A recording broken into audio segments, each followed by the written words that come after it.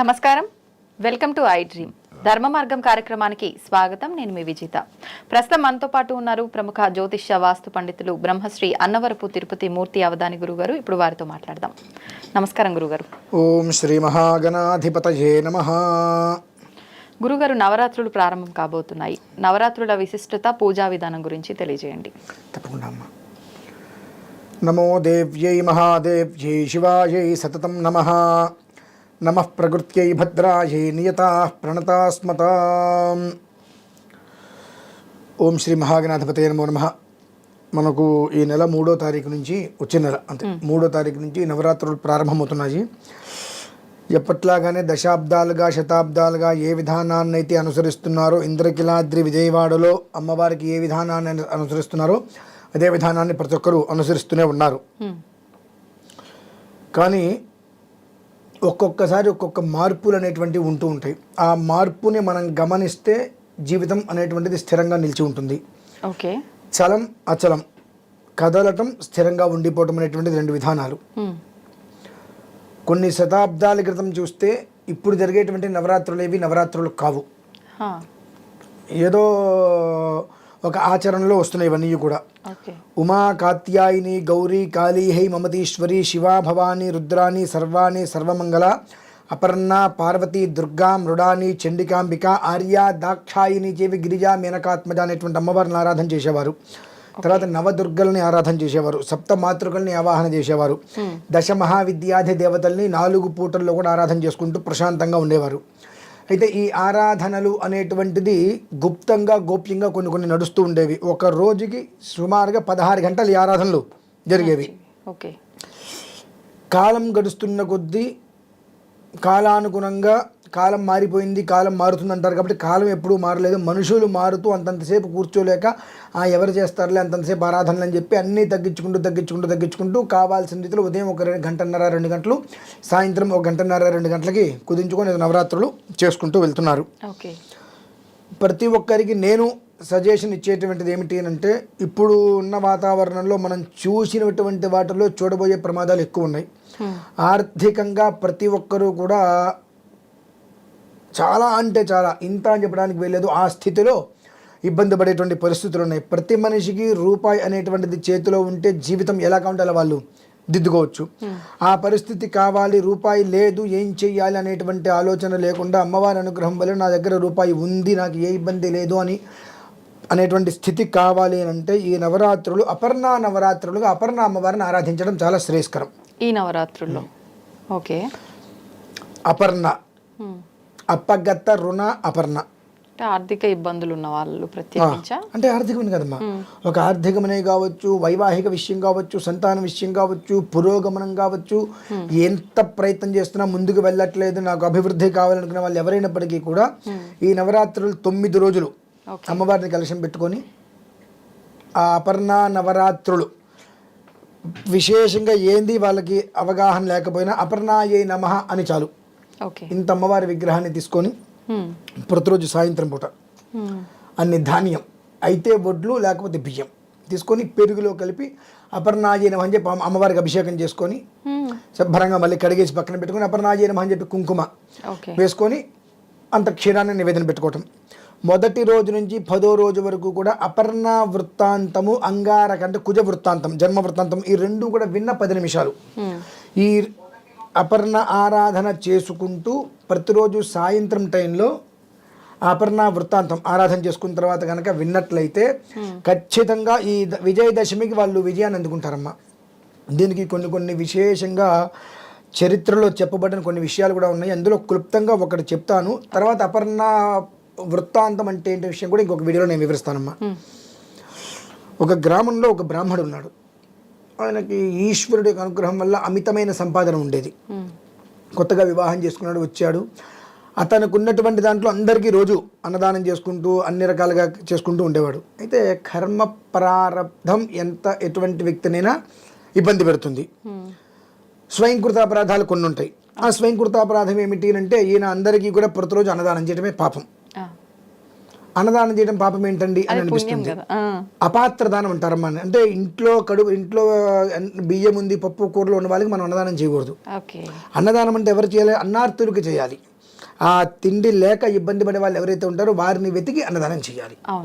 మన దగ్గర రూపాయి ఉంటే రూపాయిలో 4 భాగాలు చేసి 1 పావల నీ కుటుంబానికి, 1 పావల నీ పిల్లలకి, 1 పావల దేవాలయ దర్శనాలకి, 1 పావల ఈ దాన ధర్మాలకి వాడాలి. ఈయన రూపాయిలో 10 పైసలు 90 పైసలు చేసేసేవాడు. అందరూ బాగుంటారు కదా అని చెప్పి. అంటే ఎంత తెలిసినా ఒకచోట కర్మ ప్రారంభం అనుభవించి తిరగాల్సిందే. ఆ కర్మ ప్రారంభం పట్టి మొత్తం అంతా కూడా ఉడుచుకుపోయింది ఆయన దగ్గర. ఆ స్థితి ఏ రకంగా వచ్చిందంటే ఇంకా ఎవరైనా రేపు వచ్చి ఈయనకు 1 పావలా ఇస్తే ఆయన గతి లేదు. ఆ రోజు ఆ స్థితి వచ్చేసింది. అయితే అందరూ కూడా ఆయన పరిస్థితిని చూసి ఒకప్పుడు అందరికీ పెట్టారు కదా, ఏదో ఇబ్బంది వచ్చిందని చెప్పి ఈయన ఎవరైనా అడిగితే అందరూ తలా 1 పావలా రూపాయి అప్పుగా ఇచ్చుకుంటూ వచ్చారు. అలా కొంతకాలం గడిచిపోయింది. ఈయన తిరిగి ఎవరికి ఇవ్వలేని పరిస్థితి వచ్చింది. వాళ్ళందరూ ఒక రోజు గొడవ పెట్టారు. నీకు ఇన్ని రోజులు సమయం ఇస్తున్నా నేను, ఈ లోపు నువ్వు కనుక అప్పు తీర్చకపోతే నీ సామాన్లు మొత్తం బయటపడేస్తాను.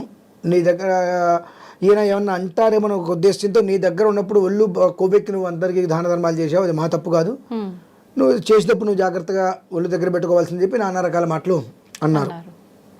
సరే అనుకున్నారు. ఆ రాత్రి ఈశ్వరుడు ఆయన స్వప్నంలో వచ్చి నువ్వు అపర్ణ ఆరాధన చెయ్యి.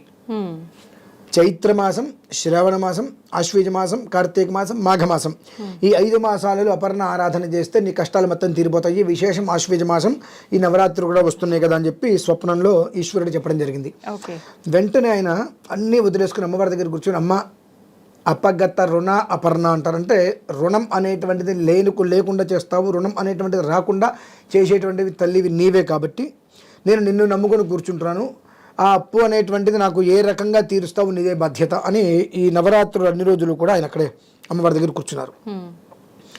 తెల్లవారితే విజయదశమి ముందు రోజు రాత్రి వాళ్ళందరూ వచ్చారు. రేపటి వరకే నీకు సమయం ఇచ్చింది మేము, రేపు ఉదయానికి నువ్వు కనుక డబ్బులు ఇవ్వకపోతే మొత్తం రోడ్డు మీద పడేస్తామని చెప్పి వెళ్ళిపోయారు. మర్నాడైంది. ఆ రాత్రి తెల్లవారులో కూడా ఆయన అలా జపం చేసుకుంటూ కూర్చున్నాడు. ఉదయము వాళ్ళందరూ ఇంటికి వచ్చేటప్పటికి ఈ బ్రాహ్మణుడి యొక్క కుమార్తె బయటకు వచ్చింది. వచ్చి వాళ్ళందరికీ కూడా డబ్బులు ఇచ్చేసేసింది. డబ్బులు ఇచ్చేసేసి మొత్తం రుణాలు తీరిపోయినట్టుగా పత్రాలు మొత్తం ఇచ్చేసేసి లోపలికి వెళ్ళిపోయింది. వాళ్ళందరికీ ఒక చేతికి పత్రం ఇచ్చి ఆమె లోపలికి వెళ్ళిపోయింది. ఈయన జపం పూర్తి చేసుకొని ఇక వాళ్ళందరి కాళ్ళ మీద పడి క్షమార్పణ చెప్పుకుందాము, ఇక మీరు ఏం చెప్తే చేస్తానండి అని చెప్పి బయటకు వచ్చి కాళ్ళ మీద పడ్డాడు. అందరికీ ఒక్కసారిగా సాష్టాంగ నమస్కారం చేశారు.